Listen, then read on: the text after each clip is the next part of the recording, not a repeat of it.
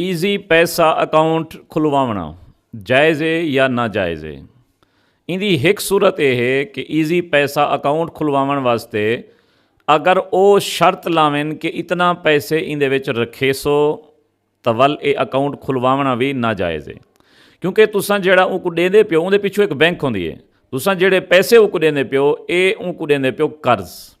वल कर्ज दे उत्ते वो तुहाकू जरा नफ़ा देंदन यौमिया इतना मिनट या कोई भी तुहाकू और नफ़ा देंदन उहदे उत्ते सिर्फ पैसे रखवावन दी वजह किनू वो सूद बन वैसे।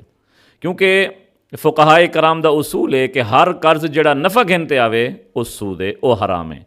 अगर अकाउंट खुलवावन वास्ते कोई शर्त कोई नहीं, तुसां अकाउंट खुलवा के देवे जितना पैसे रखो ना रखो वल तुसां उहदे नाल बिलें दी अदायगी भी कर सकदो, बे आदमी किने रकम भेज भी सकदो, वल उहदे नाल तुसां कोई भी फ़ायदा जितना भी उनको हासिल कर सकदो, हासिल करन जायज़ है।